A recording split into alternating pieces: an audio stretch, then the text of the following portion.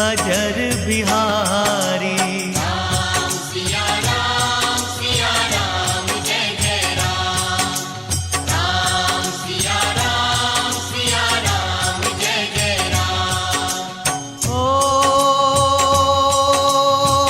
हरि अनंत हरि कथानंत। ओ मंगल भवन अमंगल हारी। द्रवहु सुदशरथ अजर बिहारी। राम सिया राम जय जय राम। राम सिया राम जय जय राम। ओ हरि अनंत हरि कथानंता। कहीं सुनहि बहु विधि सब संता। राम सिया राम जय जय राम। राम सिया राम जय जय राम। श्री गणेशाय नमः। बालकांड शृणो। वर्णानामर्थ संघायनं रसायनं छन्दसामपि। मंगलानं च कर्ताय वन्दे वाणी विनायकम्। अक्षरों, अर्थ समूह और रस छंदों मंगलों की करने वाली मैं माता श्री सरस्वती जी और भगवान गणेश जी की मैं वंदना करता हूँ। भवानी शंकराओ वंदे श्रद्धा विश्वास रूपिणा। याभ्यां विना न पश्यन्ति सिद्धां स्वान्तहस्तमीश्वरम्। मैं श्रद्धा और विश्वास के स्वरूप माता श्री पार्वती जी और भगवान शंकर जी की मैं वंदना करता हूँ, जिनके बिना कोई भी सिद्ध जन अपने अंतःकरण में स्थित ईश्वर को नहीं देख सकता। वंदे बोधमयं नित्यं गुरुं शंकरूपिणं। याभ्यां विना न पश्यन्ति सिद्धां स्वान्तस्थमीश्वरम्। वन्दे बोधमयं नित्यं गुरुं शंकरूपिणं। यमाश्रितो हि वक्रोऽपि चन्द्रः सर्वत्र वन्दान्ते। मैं ज्ञानमय नित्य और शंकरूपिणा गुरु की मैं वंदना करता हूँ, जिनके बिना, जिनके आश्रित होने से ही टेढ़ा चंद्रमा भी वंदित हो जाता है। जो सुमिरत सिद्धि होई गुण नायक करिबर बदन। करौ अनुग्रह सोय बुद्धि राशि शुभ गुण सदन। जिन्हें स्मरण करने मात्र से ही सब कार्य सिद्ध होते हैं, जो गुणों के स्वामी और सुंदर हाथी के मुख वाले हैं। मैं उन गणेश जी की वंदना करता हूँ। मुख होई बाचाल पंगु चढ़ाई गिरिबर गहन। जासु कृपा सो दयाल द्रवऊ सकल कलिमल दहन। जिनकी कृपा से गूंगा बहुत अच्छे बोलने वाला हो जाता है, लंगड़ा एक पहाड़ पर चढ़ जाता है, वे कलयुग के सब पाप को मिटा देने वाले हे स्थितीश्वर, मुझ पर अपनी कृपा बनाए रखें। नील सरोरुहु श्याम तरुणी अरुण बारज नयन करऊ सोमम धाम सदा क्षीर सागर शयन। जो नील कमल के समान श्याम वर्णन है, पूर्ण खिले हुए पुष्प, लाल पुष्प की तरह जिनके नेत्र हैं, जो सदा क्षीर सागर में निवास करते हैं, वे भगवान विष्णु जी मुझ पर अपनी कृपा करें। कुंद इंदु सम देह उमा रमन करुणायन जाहि दीन पर नेह करो कृपा मर्दन मयन। जिनका कुंद पुष्प के समान गौर शरीर है, जो पार्वती जी के प्रियतम और कामदेव का मर्दन करने वाले भगवान शिव मुझ पर अपनी कृपा बनाए रखे। वैसे तो रामायण के सभी पाठ ज्ञानमयी हैं, नित्य हैं। हर किसी पाठ से हमें कोई ना कोई सीख अवश्य मिलती है, परंतु इस पाठ में ज्ञान भी है, अहंकार भी है, भक्ति भी है और प्रभु की श्रद्धा भी है। भक्तों, जब नारद जी विचरते विचरते हिमगिरी की कंदराओं में पहुंच जाते हैं।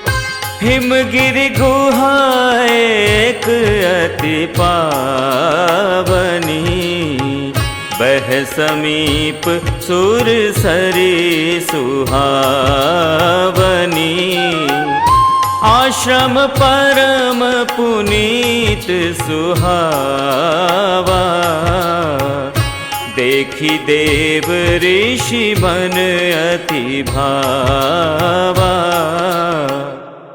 भक्तों, वहां एक पवित्र ही गुफा थी, उसके समीप ही माता गंगा जी बहती थी। वहां एक पवित्र आश्रम भी था। भक्तों, उस आश्रम को देखने पर नारद जी को बहुत ही सुहावना लगा। क्या बोल उठे, कण कण में तृण तृण में तेरा ही रूप समाया है। ऐसा लगता है कि स्वयं ईश्वर प्रकृति रूप में आया है।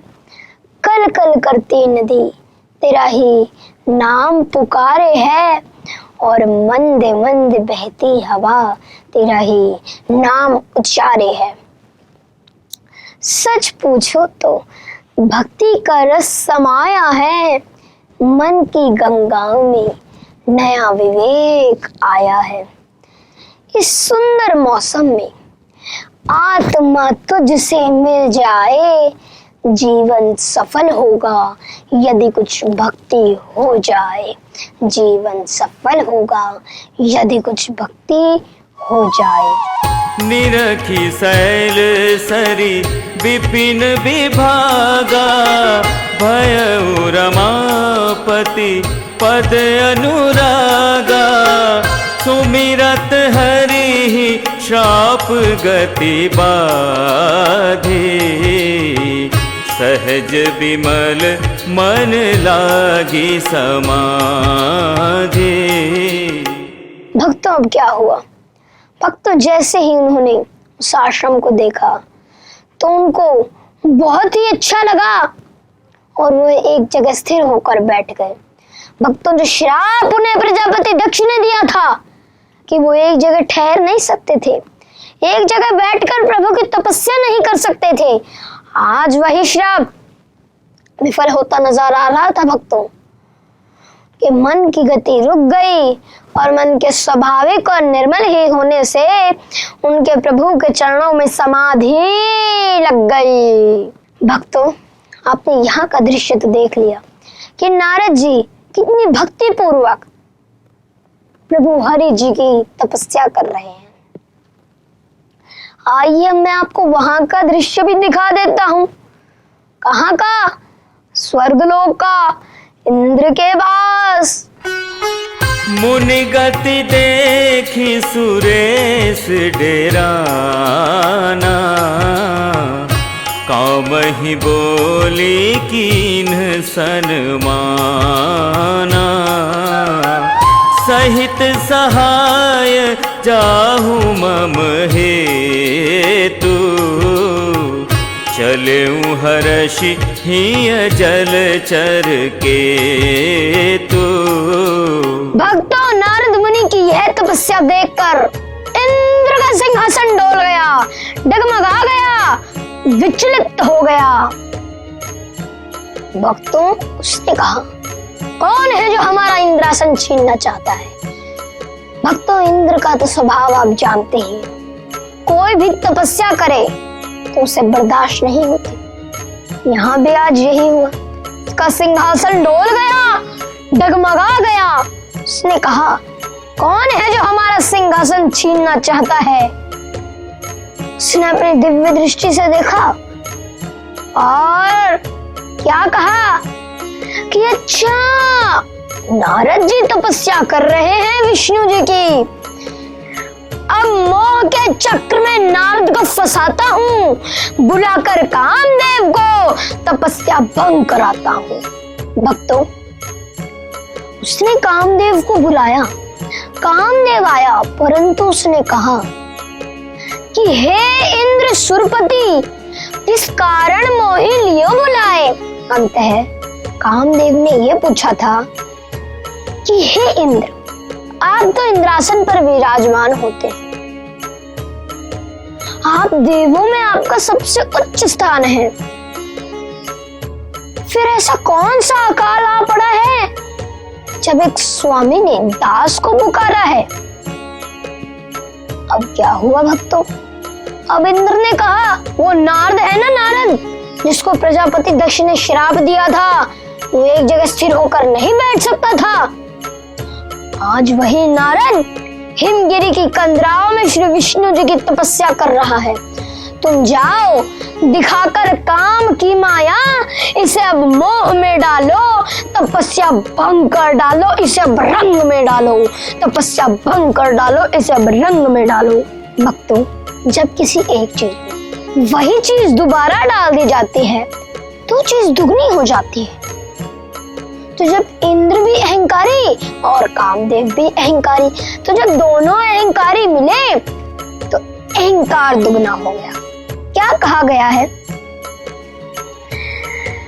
कि जैसे को तैसा मिले और मिले नीच से नीच, पानी में पानी मिले और मिले कीच में कीच। जैसे को तैसा मिले और मिले नीच में नीच, मतलब नीच से अगर किसी नीच को मिलाएंगे तो उसके बीच में नीचता दुगनी हो जाएगी, और अगर हम पानी में पानी डाल देंगे तो पानी दुगना हो जाएगा, और अगर हम कीचड़ में और कीचड़ डाल देंगे तो गंदगी और कीचड़ ज्यादा बढ़ जाएगा और फैल जाएगा। भक्तों, अब क्या हुआ?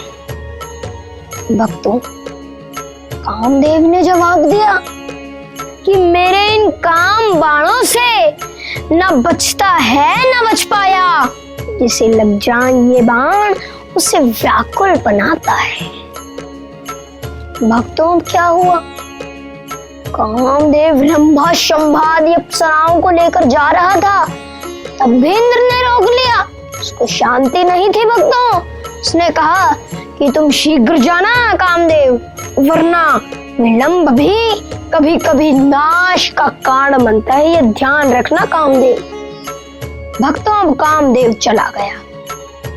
अब इंद्र के मन में यह डर हुआ कि नारद जी तो मेरी सारी अमरावती, मेरा राज्य, मेरा राजपाट, मेरा सोने चांदी घोड़ा, मेरा इंद्रासन सब कुछ छीनना चाहते हैं। पर ऐसा था क्या भक्तों? ऐसा नहीं था। इंद्र तो मानो हमेशा कुटिल कोय की तरह हर किसी से डरता रहता है। भक्तों, अब क्या हुआ? एक उदाहरण देता हूं। जैसे अगर कोई मूर्ख कुत्ता हो और सामने कोई सिंह बैठा हो, तो सिंह के सामने अगर कोई हड्डी पड़ी हो तो कुत्ता उसे चोरी से चुरा कर कहता है कि मैंने शेर के मुंह से हड्डी छीन ली। ऐसा ही है इंद्र, सोच रहा है नारद जी तो मेरी सारी अमरावती पर राज करना चाहते हैं, परंतु ऐसा नहीं था। भक्तों, जब कामदेव उस आश्रम में पहुंचा तब क्या हुआ?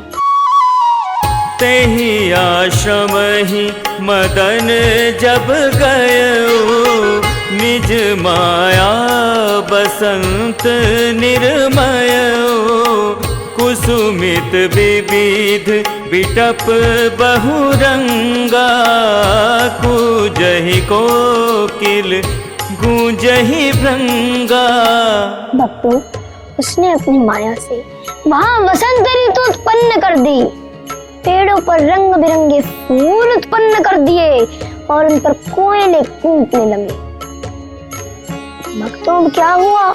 चली सुहावनी त्रिविध बयारे, काम कृसानु बढ़ावनी हारे, रंभादिक सुर नारी नबीना, सकल असम सर कला प्रवीणा। भक्तों, चली सुहावनी त्रिविध बयारे मतलब तो वहां सुहावनी हवा चलने लगी। भक्तों, एक साधारण मनुष्य को प्रेम के पीछे व्याकुल बनाने के लिए 3 प्रकार की शक्तियां हैं कामदेव के पास। वो 3 प्रकार की शक्तियां ही चाहिए होती हैं एक साधारण मनुष्य को प्रेम के पीछे व्याकुल बनाने के लिए। कौन सी? शीतल, मंद और सुगंध। भक्तों, अब क्या हुआ? भक्तों, जो रंभा शंभादि अप्सराएं हैं, जो कामाग्नियों में हर तरीके से निपुण थी, भक्तों अगर वो निपुण थी, कामदेव ने क्या कहा कि रंभादि अप्सराएं गावहु मेघ मलार। भक्तों, भाग्य क्या हुआ? करहि गान बहु तान तरंगा, बहु विधि क्रीडहि पानी पतंगा, देखि सहाय मदन हर्षाना, कीन सिपुनि प्रपंच विधि नाना। भक्तों, वे बहुत प्रकार के तनों की टांग के खेल खेलने लगी, संगीत भी गाने लगी और भक्तों नृत्य भी करने लगी नाना प्रकार के। अपने इन सहायकों को देखकर कामदेव को बहुत अच्छा लगा। उसने प्रभु को अपने 3 बाण भी मारे और बहुत से नाना प्रकार के माया जाल भी बिछाए। आगे क्या हुआ? काम कला कछु मुनि ही न व्यापी, निज भय डरे मनोभव पापी, सीम की चापी सकई को तासु, बड़ रखवार रमापति जासु। भक्तों, क्या हुआ? कामदेव की कोई भी कला मुनिवर पर काम ना करी तो पापी कामदेव खुद के ही नाश के भय से डरने लगा। खुद के ही नाश के भय से डरने लगा था। भक्तों, एक सोचनी चाहिए थी चीज कामदेव को पहले कि करुणा निधान भगवान जिसके बड़े रक्षक हो, उनकी सीमा मर्यादा को कोई बांध सकता है क्या? कोई नहीं बांध सकता। भक्तों, क्या हुआ? सहित सहाय सभीत अति, मानी हारी मन मैन, गहे सी जाई मुनि चरण तब, कहीं सुठियारत बैन सियावर, रामचंद्र पद जय शरणम। तब अपने सहायकों को समेट कर कामदेव मुनिवर के चरणों में जा गिरा, त्राहिमाम त्राहिमाम करता हुआ। भक्तों, जब किसी मनुष्य के मन में अहंकार का अंकुर पैदा हो जाता है तो उसका अंत में क्या होता है, ये शिक्षा सीखने के लिए इससे अच्छा पाठ कोई नहीं मिलेगा। भक्तों में जब मुनिवर के चरणों में जा गिरे तब क्या हुआ, जब मुनिवर ने आंखें खोली, भयउ न नारद मन कछु रोषा, कहि प्रिय बचन काम परितोषा, नाई चरण सिरु आयसु पाई, गयउ मदन तब सहित सहाई। भक्तों, जब मुनिवर ने आंखें खोली, भक्तों क्या देखा कि कामदेव रोता बिलखता हुआ रो रहा है। उन्होंने कहा कि अत्यधिक करुणा से क्यों अश्रु बहाते हो, किया है कौन सा अपराध जिसका फल ये पाते हो, किया है कौन सा अपराध जिसका फल ये पाते हो। भक्तों, अब क्या हुआ, कामदेव ने बताया कि आपकी घोर तपस्या देखकर इंद्र का सिंहासन डोल गया था, तो उसने रंभा शंभा आदि अप्सराओं के लिए मुझे भेज दिया आपकी तपस्या भंग करवाने। मैंने अपने तीनों बाण भी आपको मारे, रंभा शंभा आदि अप्सराओं ने नृत्य किए, गान किए, परंतु आपको कुछ नहीं हुआ। अब भक्तों क्या हुआ, जैसे ही नारद जी ने ये सुना तो वो बोले कि कामदेव, इसमें तुम्हारा कोई दोष नहीं है, दोष इंद्र का भी नहीं है। वो सोच रहा है कि हम उसका इंद्रासन छीन लेंगे। उससे कहना ऐसा बिल्कुल भी नहीं है, और उससे ये भी कहना कि ना हमें दुख सताता है ना हमें सुख सुहाता है, हरि नाम की ही हम सदा रट लगाते हैं, नहीं संपदा पर हम अपना मन डिगाते हैं। पी लिया हो जिसने हरि नाम का प्याला, है अमृत भी उसके लिए व्यर्थ, जो जपे हरि नाम की माला, जो जपे हरि नाम की माला। भक्तों, अब कामदेव चला गया रोता और बिलखता हुआ। अब नारद जी ने ये सोचा,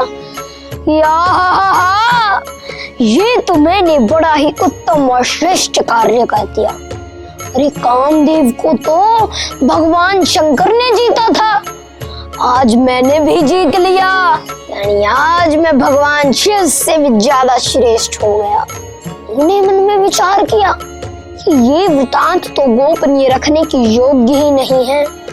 मैं कहूंगा, सारे संसार से कहूंगा, धरती आकाश से कहूंगा, सारे संसार और सारे ब्रह्मांड से कहूंगा, और भगवान शंकर से तो अवश्य कहूंगा। उन्हें भी तो पता लगे कि कोई और भी है जो कामदेव पर विजय प्राप्त कर सकता है। अरे, वो हम ही हैं।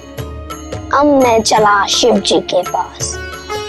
तब नारद गवने शिव पाही, जिता काम अहमिति मन माही, मार चरित शंकर ही सुनाए, अति प्रिय जानी महेश सिखाए। भक्त, जब नारद जी शिव जी के पास पहुंचे। भक्तों, शिव जी विराजमान है माता गौरा के साथ तपस्या में। नारद जी ने उनकी वंदना करी। ओम कर्पूर गौरम करुणावतारम संसार सारम भुजगेंद्रहारम सदा वसंतम हृदयारविंदम भम भवानी सहितम नमामि। भक्तों, अब क्या हुआ? उन्होंने जब वंदना करी तो भगवान शंकर ने कहा, कल्याणमस्तु कल्याणमस्तु। और माता गौरा ने पता है क्या कहा? सद्बुद्धि भव। क्योंकि माता तो कभी अपने पुत्र का अहित नहीं चाहती, तो हमेशा अपने पुत्र का हित ही चाहती हैं। वो कभी अपने पुत्र का अहित नहीं सोच सकती, वो हमेशा अपने पुत्र का हित ही सोचती है। आज उन्होंने यही किया, कहा सद्बुद्धि भव। भक्तों, क्या हुआ? भक्तों, बहुत देर बातचीत करने के बाद नारद जी तो केवल इस क्षण की प्रतीक्षा कर रहे थे कि कब शिव जी कहे कि किस लिए आए हो नारद, और उस क्षण की प्रतीक्षा सफल हुई। आखिर शिव जी ने पूछ ही लिया कि इतने दिनों में आए हो तो कार्य तो अवश्य होगा। कहा, अरे हाँ प्रभु, आज तो मैं आपको ऐसा वृतांत सुनाऊंगा जिसे सुनकर आप कृतार्थ हो जाओगे। देखिए भक्तों, प्रभु को कृतार्थ कराने चला है। आइए हम भी देख लेते हैं कैसे कृतार्थ कराते हैं। मैंने कहा, प्रभु, मैं हिमगिरी की कंदराओं में प्रभु विष्णु की तपस्या कर रहा था। अभी इंद्र का सिंहासन डोल गया, डगमगा गया। उसने पता है किसको भेजा मेरी तपस्या भंग करवाने के लिए? अरे वही जो आपका पुराना शत्रु है। प्रभु, उसने कामदेव को भेज दिया मेरी तपस्या भंग करवाने के लिए। अब वो रंभा शंभादि अप्सराओं को लेकर आ गया। उसने नृत्य भी करवाए, गान भी करवाए, अपने तीनों बाण भी मुझे मारे, परंतु हूँ भी तो आपका ही भक्त, मुझे कुछ नहीं हुआ। और बेचारा वो रोता गिड़गिड़ाता हुआ, मैंने उसको क्षमा कर दिया और वो बिलखता और रोता हुआ चला गया। क्यों प्रभु, किया है ना मैंने श्रेष्ठ कार्य। शिव जी के मन में अधिक क्रोध आया।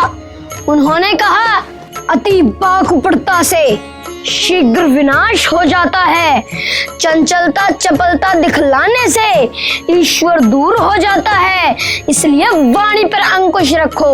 ये बात तुम्हें समझाता हूँ, संयम संस्कार रखो, ये बात तुम्हें बतलाता हूँ। नम्रता प्राणी का गहना, इसे सबको सीमा में रहना है। ध्यान से सुनो हे नारद, श्री हरि से कुछ नहीं कहना है। अब नारद जी को अच्छा नहीं लगा। तो क्या कहा गया है? शंभु दीन उपदेश हित नारद नाही सुहान, भरद्वाज कौतिक सुनहु हरि इच्छा बलवान। यद्यपि शिव जी ने नारद जी को हित की शिक्षा दी, परंतु उन्हें वह अच्छी नहीं लगी। मैंने पता है क्या कहा कि अच्छा प्रभु, जैसी आपकी इच्छा, अब मैं चलता हूँ। ऐसा कहा शिव शंकर जी से। तो शिव शंकर ने कहा, वैसे तुम मानोगे तो हो नहीं नारद, पर फिर भी विचरते विचरते वैकुंठ में तो पहुंच जाना, विनाश तुम जानते हो। नारद जी आए थे भगवान शिव जी के पास। भगवान शिव के प्रियतम गण जय और विजय सारी कहानी छुप छुप कर देख रहे थे। भगवान शंकर ने कहा कि तुम जाओ, ये भी नाम के नारद हैं, पता नहीं कौन सा उत्पात बता दे। थोड़ी सी दूर आए, माता गौरा ने कहा, अरे प्रभु समझाते क्यों नहीं? तो शिव शंकर ने कहा, बहुत लिए समझाए गौरा, बहुत लिए समझाए, बहुत लिए समझाए गौरा, बहुत लिए समझाए, बहुत लिए रे गौरा बहुत दिए समझाए। क्या नारद बहुत दिए समझाए, गौरा बहुत दिए समझाए, बहुत दिए समझाए रे गौरा बहुत दिए समझाए। अब नारद जी जब उनसे छुप कर गए, उन्होंने कहा, कहते हैं महादेव ने, भोला भंडारी कहते हैं, देवों के देव कहते हैं, महादेव कहते हैं। देवों के देव महादेव भोला भंडारी कुछ नहीं है। मासिक रूप में तो छड़ी कपटी और अहंकारी है। जब इन्होंने कामदेव पर विजय प्राप्त करी तब तो मृदंग भी बजे, गिरनाएं भी बजी, शंख भी बजे और सारे संसार में ये बात भी फैली। और जब देव ऋषि नारद ने जब कामदेव पर विजय प्राप्त कर ली, कहते हैं किसी को मत बताना, मैं कहूंगा, अवश्य कहूंगा, सारे संसार से कहूंगा, धरती आकाश से कहूंगा, सारे संसार और सारे ब्रह्मांड से कहूंगा, धरती के कण कण से कहूंगा, और भगवान विष्णु से तो अवश्य कहूंगा। अब मैं चला विष्णु जी के पास। एक बार कर तल बर बीना, गावत हरि गुण गान प्रवीणा, क्षीर सिंधु गबने मुनिनाथा, जहाँ बस श्री निवास श्रुति माथा। भक्तों, एक बार गान विद्या में निपुण मुनिनाथ श्री नारद जी हरि गुण गाते हुए क्षीर सागर को गए, जहाँ मस्तक स्वरूप में मूर्तिमान वेदांत तत्व श्री नारायण रहते हैं। हर्षि मिले उठी रामानिकेता, बैठे आसन ऋषि ही समेता, बोले बिहसी चराचर राया, बहुते दीनन कीन मुनि दाया। भक्तों, अब क्या हुआ? रमा निवास भगवान उठकर नारद जी से बातचीत करी और आसन पर बैठ गए। तो अब क्या हुआ? विष्णु जी ने कहा कि हे नारद जी, कितने ही अंतराल में आए हैं मुनिनाथ, कहाँ अंतर ध्यान थे, कहीं भूल गए मुनिराज, कहाँ अंतर ध्यान थे, कहीं भूल गए मुनिराज। तो नारद जी ने क्या उत्तर दिया कि जिन सांसों में आप न हो, ऐसा क्षण मेरे पास नहीं, हृदय की गति ही रुक जाए, जीवन ही पर्याप्त नहीं, हृदय की गति ही रुक जाए, जीवन ही पर्याप्त नहीं। भक्तों, क्या हुआ? शिव विष्णु जी ने कहा, वो तो हमें पता है।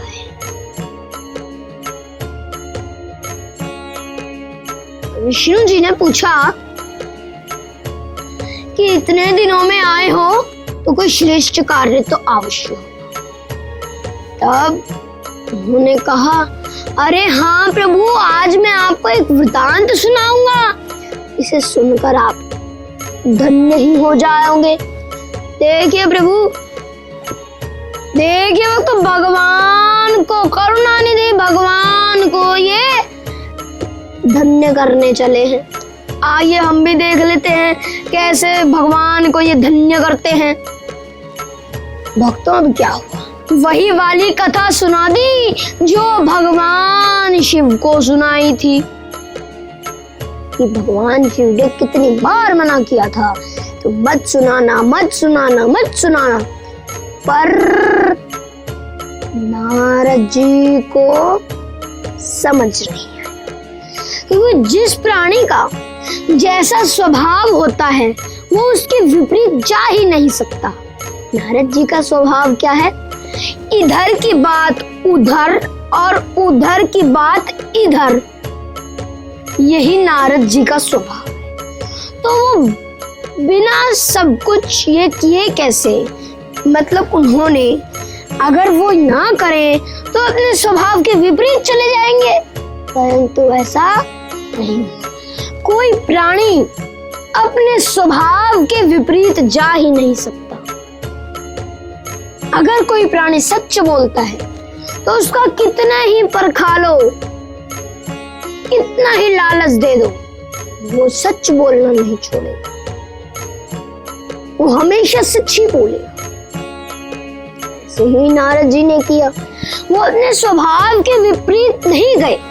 वही कथा सुना दी जो उन्होंने भगवान शंकर जी को सुनाई थी। भक्तम विष्णु जी ने कहा, रूख बदन करी ब्रचन मृदु बोले श्री भगवान, तुम्हारे सुमिरन ते मिटही मोह मार मद मान। भक्तों, भगवान विष्णु ने कहा कि तुमने सुमिरन करने मात्र से प्राणी के मोह दूर हो जाता है, तो फिर कामदेव की माया तुम्हें क्या क्षति पहुंचा सकती थी? अरे कामदेव की माया तो उसे क्षति पहुंचा सकती है जिसके मन में ज्ञान वैराग्य नाम की कोई चीज ही नहीं है। आप तो स्वयं ब्रह्मचारी हैं, फिर आपको वो कामदेव की माया क्या क्षति पहुंचा सकती थी?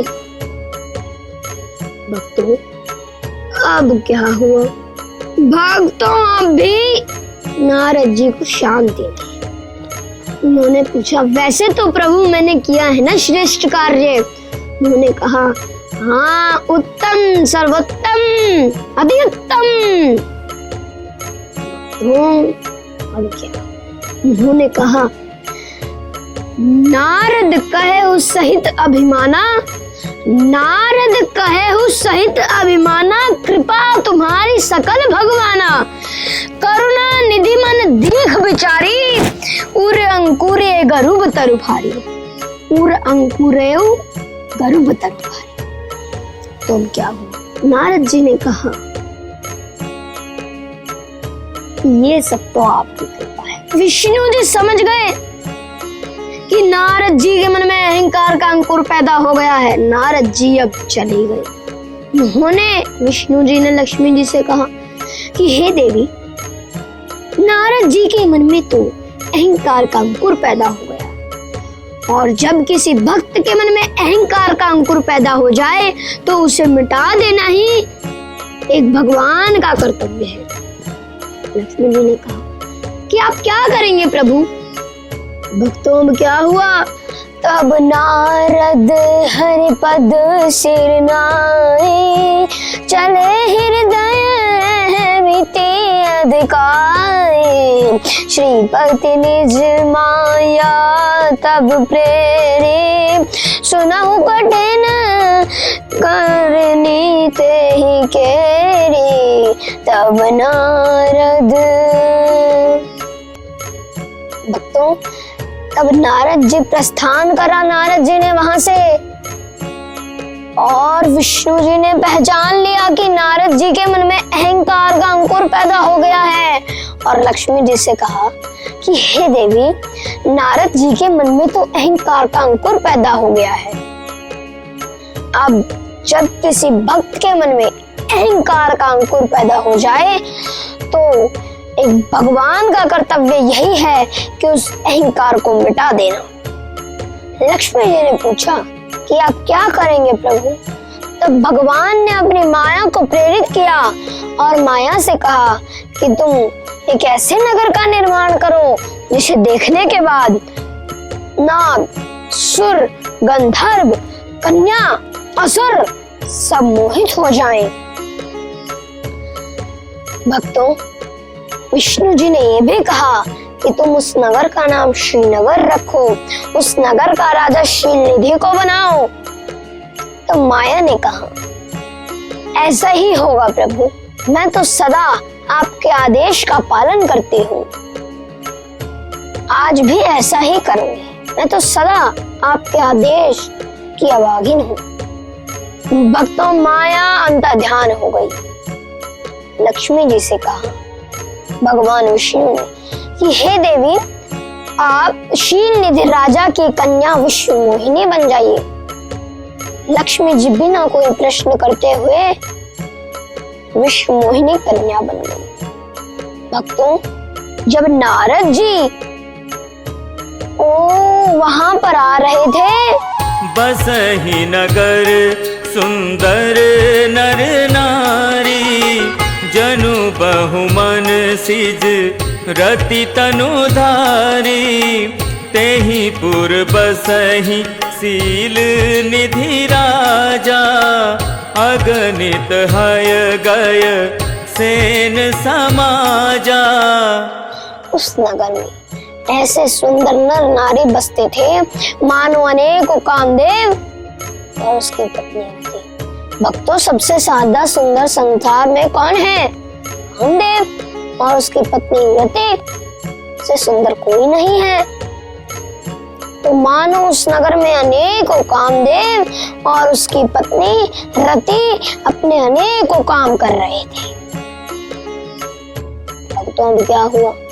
उस नगर में एक शील निधि नाम का राजा रहता था।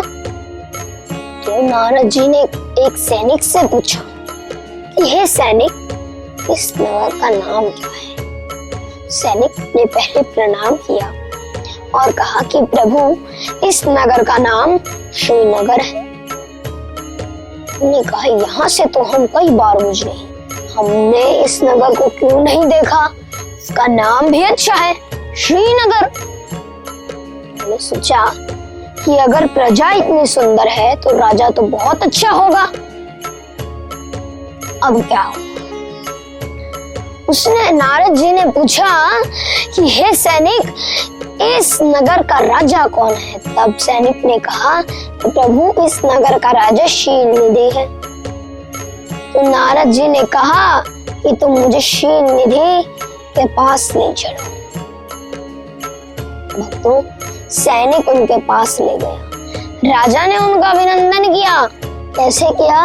मन की लहरें नाच उठी, अब तन में आशा जाग उठी, अब कहती सांसों की सरगम, स्वागतम स्वागतम स्वागतम। मन के मंदिर में हुआ है उजाला, नूतन गीत हृदय ने उचारा, कहती ये कलियां ये हरदम, स्वागतम स्वागतम स्वागतम। भक्तों, नारद जी को आसन पर बैठाया। भक्तों, बहुत देर बातचीत करने के बाद नारद जी ने कहा राजा से कि आपके पास इतना वैभव है, इतना विलास है, आपके घर में सब कुछ निवास करता है, रूप तेज बल नीति, कि आपके मुखमंडल पर कि चिंता का प्रभाव कैसा? तब राजा ने कहा कि चिंता का प्रभाव तो कैसा होगा, मेरी एक कन्या है विश्व मोहिनी, उसकी योग्य वर मिलता ही नहीं। तब कहा नारद जी ने कि आप उस कन्या को बुलवाइए, मैं उसकी हस्तरेखा देखकर बताऊंगा कि उसके भाग्य में क्या है। भक्तों, कन्या को बुलवाया और अब क्या हुआ?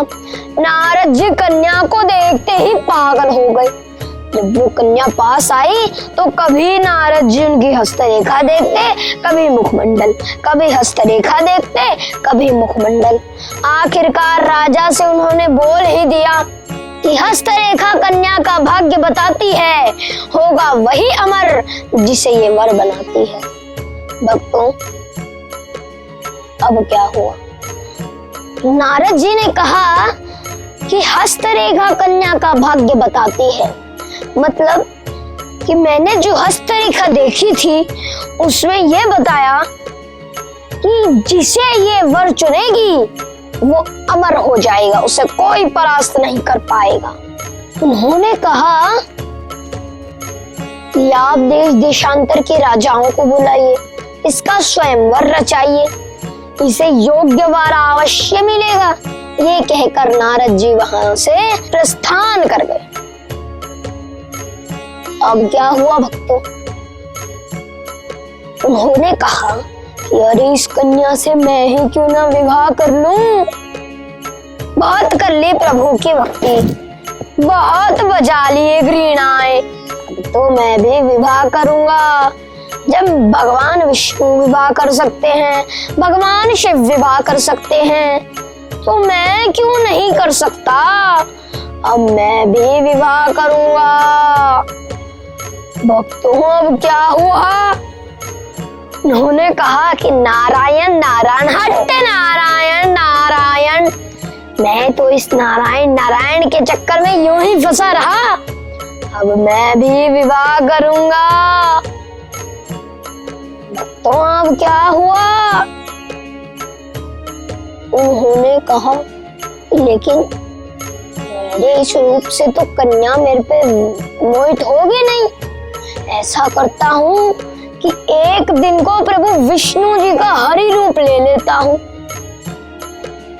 तो उन्होंने सोचा कि जब तक तो मैं वैकुंठ जाऊंगा तब तक तो स्वयंवर ही हो जाएगा।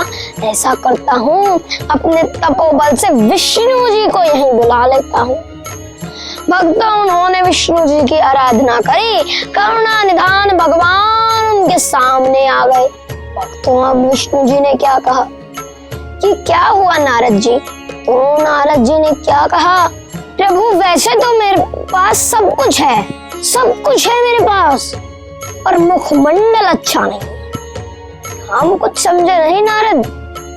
उन्होंने कहा इसमें समझने वाली क्या बात थी प्रभु। शील निधि राजा की एक कन्या है विश्व मोहिनी, उसका कल स्वयंवर है। मुझे एक दिन को आप हरि रूप दे दीजिए, मैं उससे विवाह करना चाहता हूँ। विवाह करना तो अच्छी बात है। उन्होंने कहा कि प्रभु आप मुझे एक दिन को हरि रूप दे दीजिए। मैंने कहा सोच लो नारद एक बार, हरि का दूसरा पर्यायवाची कुछ और भी होता है। उन्होंने बिना कुछ सोचे समझे ये कह दिया कि अरे सोच लिया प्रभु, आप बस मुझे एक दिन को हरि रूप दे दीजिए। भक्तों अब क्या हुआ, तो उन्होंने हरि का दूसरा पर्यायवाची होता है बंदर, और उन्होंने नारद जी को बंदर का रूप दे दिया। हरि का रूप प्रभु ने दीना, नारद बने सर धर लेना। हरि का रूप। भक्तों अब क्या हुआ, उन्होंने बंदर का रूप दे दिया।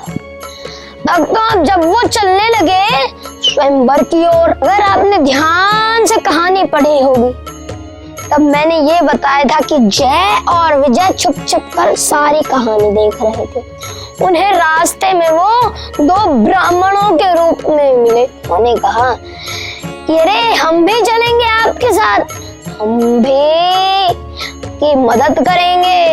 एक ने कहा हम शंख बजाएंगे, एक ने कहा हम मृदंग बजाएंगे। हे मूर्ख, तुम मेरे साथ नहीं जाओगे, तुम कौन हो? तब उन्होंने कहा कि हम दो ब्राह्मण हैं, हम आपकी सहायता करेंगे, बताएंगे कि कैसे क्या करना है। नारद जी ने कहा सच में? अरे हाँ प्रभु हाँ। नारद जी ने कहा ठीक है, फिर चलो हमारे साथ। वो स्वयंवर में चले गए। भक्तों सबने उनकी बहुत हंसी उड़ाई। उन्होंने सोचा कि इतने सारे राजा यहाँ आए हैं, किसी राजा को देखने पर राजाओं ने इतनी प्रशंसा नहीं करी जितनी हमारी कर रहे हैं। और उन्हें ये नहीं पता था कि वो वास्तव में उनकी बुराई कर रहे थे। भक्तों अब क्या हुआ, भक्तों उन्होंने उसको नारद जी ही जानकर प्रणाम किया। जब आसन पर बैठे तो विश्व मोहिनी पधारी और उनके सखियों ने क्या कहा, धीरे चलो सुकुमार, हाय रे सखी हौले हौले। तो अब क्या हुआ, जैसे ही विश्व मोहिनी जयमाला लेकर आ रही थी तो नारद जी कभी विश्व मोहिनी के इधर कभी उधर चक्कर काट रहे थे कि अरे ये कौन सी वस्तु है, और उन्होंने उनकी बहुत मजाक बनाई। जय और विजय भक्तों, अगर आपको आग को भड़काना हो तो उसमें क्या करें, उसमें घी डाल दीजिए, भड़क जाएगी। तो जय और विजय मानो आग में घी और डाल रहे थे। उन्होंने कहा कि अरे प्रभु, अभी तक तो विश्व मोहिनी ने आपको देखा ही नहीं है सही से, अब थोड़े और निकट जाइए, और निकट जाइए। भक्तों, उन्होंने जब मजाक बनाई तब नारद जी ने सोचा कि इस बात सा क्यों नहीं आने दिया, परंतु मैं भी प्रयास नहीं छोड़ूंगा। भक्तों, जैसे ही नारद जी ने कहा तभी विष्णु जी का आगमन हो गया। और भक्तों, लक्ष्मी जी किसके पास जाएंगी? विष्णु जी के पास ही जाएंगी। उन्होंने बिना कुछ सोचे समझे जयमाला विष्णु जी के गले में डाल दी। अब नारद जी को बिल्कुल भी अच्छा नहीं लगा और उनको बहुत क्रोध और बहुत दुख भी हुआ। भक्तों, अब क्या हुआ? जय और विजय ने क्या कहा ब्रह्मचारी के रूप में? यो हो, हे सुंदर मुख राजकुमार, हो गया विवाह, मिट गई नैनों की तड़पन। तो अब क्या हुआ? नारद जी को बहुत क्रोध आया। तब जय ने विजय से कहा कि तुम जाओ और एक थाल में पानी तो लेके आओ, जरा इन्हें भी तो उनका मुखमंडल दिखा दीजिए। उन्होंने एक थाल में पानी लेकर आए, उन्होंने अपना मुखमंडल देखा, बहुत क्रोध और उनको दुख आया। उन्होंने कहा, हो निशाचर जाई तुम कपटी पापी दो, हंसे हमई सोले हूँ फल, बहुरी हंसू मुनि को। तुमने मेरा हास्य किया है, तुमने मेरा परिहास किया है, तुम जाओ और मृत्यु लोक में जाकर राक्षस बन जाओ।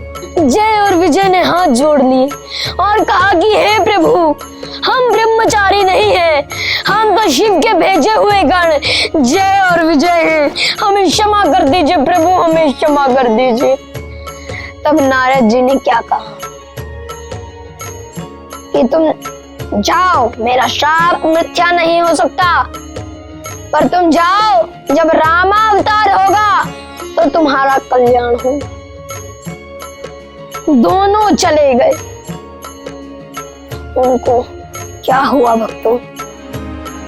पुनि जल दीख रूप निज पावा, तदपि हृदय संतोष न आवा, फरकत अधर कोप मन माही, सपदि चले कमलापति पाही। भक्तों, क्या हुआ? मुनि ने फिर एक नदी में अपना रूप देखा, बहुत क्रोध आया और उन्होंने कहा, मैं तुम्हें छोड़ूंगा नहीं विष्णु, मैं तुम्हें छोड़ूंगा नहीं, या तो मैं तुम्हें श्राप देकर तुम्हें नष्ट कर दूंगा, या फिर अपने आप को मृत्यु के हवाले कर दूंगा। मैं तुम्हें छोड़ूंगा नहीं विष्णु, मैं तुम्हें छोड़ूंगा नहीं। भक्तों, जब वो चले गए, रास्ते में वही रमा थी संग, वही राजकुमारी थी। भक्तों, विष्णु जी ने कहा, आप इतने क्रोध में क्यों लग रहे हैं नारद जी? उन्होंने कहा कि क्रोध, आज तुम्हें मैं श्राप दूंगा। तुमने आज मेरे साथ भी धोखा दिया, जिसने हर समय ये बोला नारायण नारायण, आज तुमने उसको धोखा दिया। पहले भी तुमने असुरों के साथ छल किया है, उनका कभी हित नहीं सोचता, उनका हमेशा तुमने हित सोचा है। आज तुम्हें मैं श्राप दूंगा। याद करो विष्णु, जिस समय समुद्र मंथन हुआ था तब लक्ष्मी निकली तो तुमने अपनी ओर कर ली, और जो विष निकला उसे तुमने शिव को मिला दिया। तुमने शिव का भी हित नहीं सोचा, तुम शिव को भी मारना चाहते थे। विष्णु तुमने असुरों के साथ भी धोखा किया है, हर बार के साथ छल किया है। विष्णु मैं तुम्हें श्राप दूंगा। देहौ शाप की मरिहौ जाई, जगत मोरी उपहास कराई। बीच ही पंथ मिले तनुजारी, संग रमा सोई राजकुमारी। जिस वानरों से तुमने घृणा जताई है, काम आएंगे वही वानर जिनको तुमने पीड़ा जगाई है। परंतु तब भी नारद जी को संतुष्टि नहीं हुई। उन्होंने कहा, जिस नारी वियोग में तुमने मुझे रुलाया है, वैसे ही तुम भी रोते फिरोगे। जैसे तुमने मुझे सताया है, तुम भी रोते फिरोगे जैसे ही तुमने मुझे सताया है। ये मेरा दूसरा श्राप है। भक्तों अब क्या हुआ? जब हरि माया दूर निवारे, नहीं तहरा मान राजकुमारे। तब मुनि अति सभीत हरि चरना, गहे पाहि प्रण तारति हरना। जब विष्णु जी ने अपनी माया को हटा दिया तो नहा साथ में रमा थी, ना लक्ष्मी थी, ना राजकुमारी थी, केवल और केवल विष्णु जी थे। कि नारद जी ने जब ये देखा कि ये मैंने अपने आराध्य भगवान से क्या बोल दिया, तब क्या हुआ? मृषा हो मम श्राप कृपाला, मम इच्छा कह दीन दयाला। मैं दुर्बचन कहे बहुते, कह मुनि पाप मिटी ही किमि मेरे। हे कृपालु, मेरा श्राप मिथ्या हो जाए। मैंने जो आपको दुर्वचन कहे हैं वो कुछ भी काम ना आ जाए। मेरे श्राप मिथ्या हो जाए प्रभु, मेरे श्राप मिथ्या हो जाए। आप मुझे कोई बताइए कि मैं कुछ क्या करूं। उन्होंने कहा, तब भगवान विष्णु ने कहा, जपहु जाई शंकर सतनामा, हो हृदय तुरत विश्रामा। को नहीं शिव समान प्रिय मोरे, असि परितीति तजहु जनि भोरे। भक्तों उन्होंने कहा कि तुम जाओ और शिव जी की तपस्या करो, क्योंकि शिव से प्यारा हमें कोई नहीं है संसार में। भक्तों, ये कोई दंड तो नहीं था किसी की तपस्या करना, पर एक दूसरे भगवान की आराधना करने के वाले के लिए एक दंड ही था। तब विष्णु जी ने कहा कि तुम्हारा इसमें कोई दोष नहीं है।